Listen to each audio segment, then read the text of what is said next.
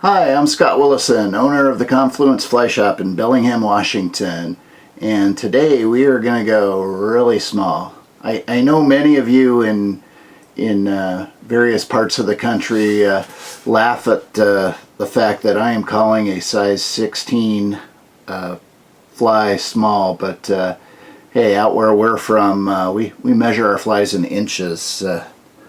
So 16's definitely the smaller scale, 16s and 18s. But we're going to tie on a size 16 Daiichi 1130. This is a light wire scud hook. And we're going to tie a fly called a film star. I think this fly has been tied elsewhere and maybe has other names, but it's a little mystery fly a buddy of mine pulled out of his box one day, and really seems to work wonders when you got trout just sipping Chironomid pupa, not really breaking the surface, not taking adults, just taking stuff in the film. So we are going to tie a really good fly for that. Starting out with some light thread. You could use 8/0 uni thread. I am using, in this case, I think 12/0 black Vivus, just to give myself a fighting chance of not overdressing this fly. So wound down the bend just a little bit, and then I have some white sparkle emerger yarn here. We're going to tie in a little shuck.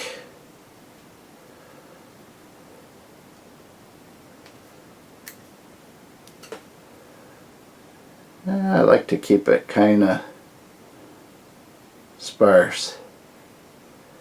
I think one of the reasons this fly and others like it works so well when fish are eating emerging insects below the surface, like just in the film, is that most of this fly is designed to sit in the water or under the water and not real high on top. So alright, we'll go ahead and trim that down so shuck doesn't need to be super long. Alright, and then for our body,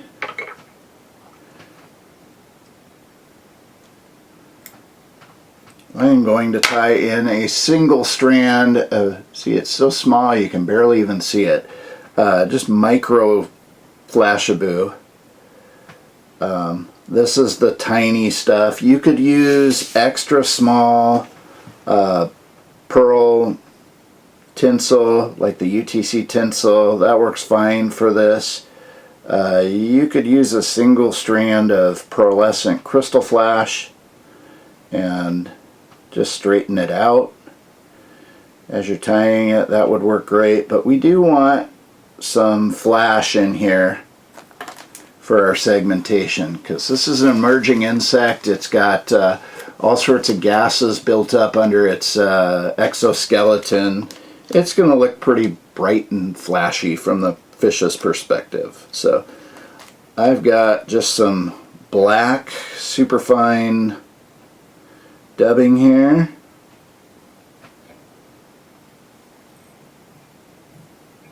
And we're going to twist a very small amount of that on there. And then we'll go ahead and build up a very skinny body.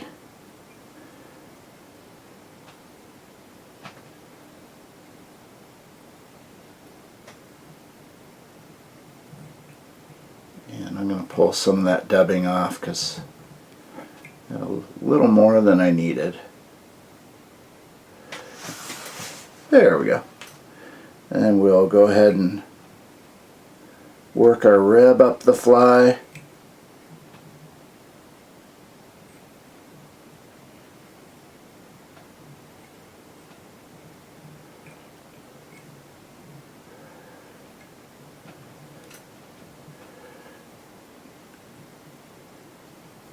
5 or 6 turns of that.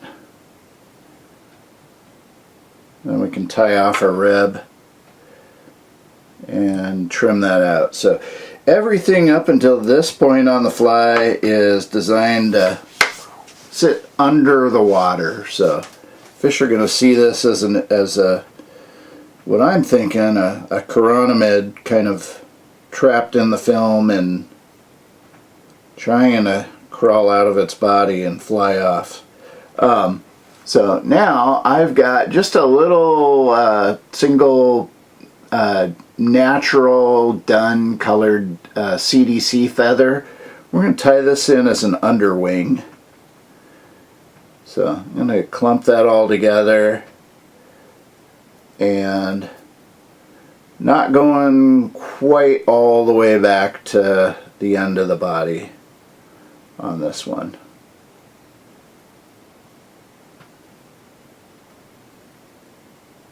Kind of a little short underwing there. There we go. And then we will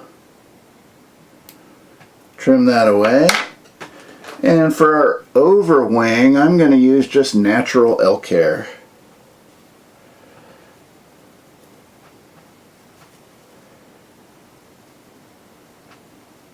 And I don't need too much of this.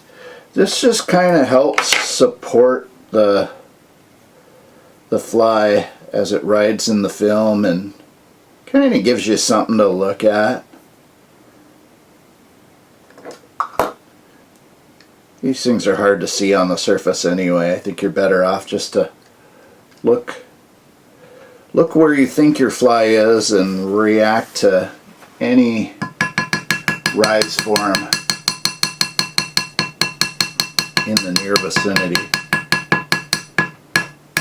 So, in case you were wondering, I was stacking that hair there in my nice little Dr. Slick hair stacker.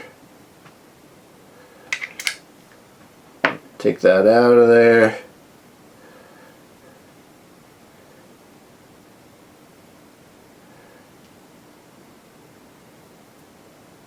Always get a couple weird hairs in there that don't quite belong. There we go. Got those out of there, and we're going to take this and lay it even with our CDC underwing. And take a couple loose wraps and then wrap back over that. Make sure it stays on top of the hook shank there.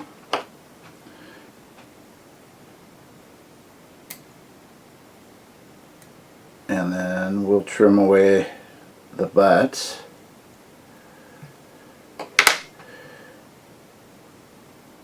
And I'm going to kind of wrap over the remaining little butt nubs there just to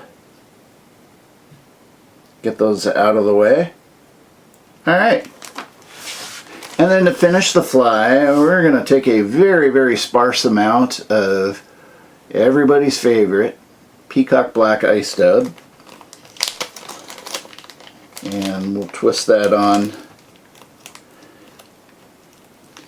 just to give this fly a little bit of extra luster.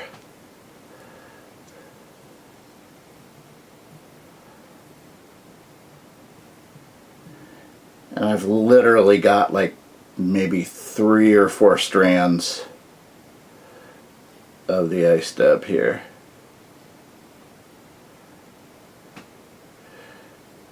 There we go.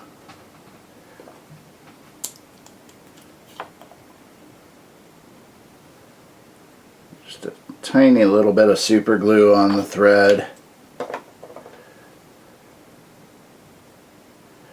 Take a couple wraps there, and then we can finish this bad boy and we'll be done with it.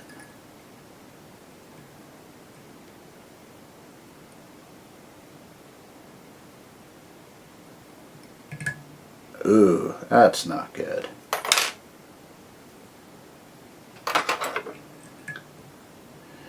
That's why it was good that we had that super glue on there.